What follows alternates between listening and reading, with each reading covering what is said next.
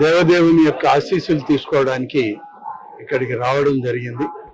స్వామివారి ఆశీస్సులు దర్శన భాగ్యం అయిన తర్వాత మరి ఇవాళ మళ్ళీ రాజధానిలో రేపు ఉదయంకంతా రాష్ట్ర ముఖ్యమంత్రి గారు తన యొక్క విదేశీ పర్యటన ముగించుకొని ఆంధ్రప్రదేశ్ రాష్ట్ర అభివృద్ధికి సంక్షేమం కోసం పెద్ద ఎత్తున పారిశ్రామిక దిగ్గజాలతో ఆయన సమావేశమై రావడం జరుగుతుంది.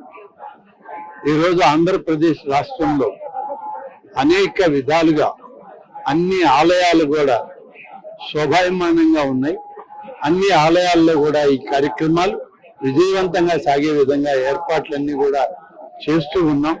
మీరందరూ గమనించారు, వైకుంఠ ఏకాదశి పర్వదినం ఎంత వైభవంగా మన రాష్ట్రంలో జరిగిందో, అదేవిధంగా సంక్రాంతి పండుగ వాతావరణం కూడా మన హిందూ ధర్మ ఆచారాల ప్రకారం సంక్రాంతి పండుగను కూడా చాలా విజయవంతంగా హిందువుల యొక్క మనోభావాలకి దగ్గరగా ఉండే విధంగా అన్ని ఏర్పాట్లు చేసి పండుగ వాతావరణాన్ని కూడా తీసుకురావడం జరిగింది.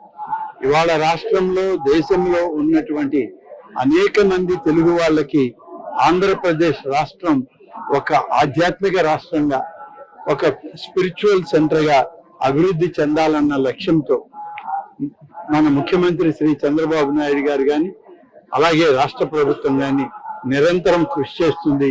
దానికి తగ్గట్టుగానే అన్ని ఏర్పాట్లు చేస్తుంది.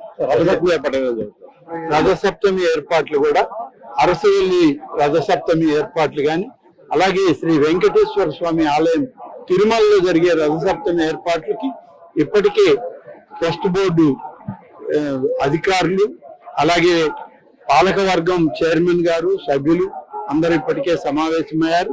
రాష్ట్ర ప్రభుత్వం అన్ని విధాలా వాళ్ళకి సహకరిస్తుంది.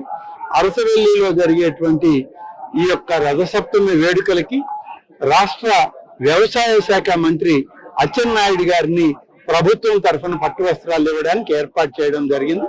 వారు కూడా అక్కడే ఉండి అక్కడ పనులు పర్యవేక్షిస్తున్నారు.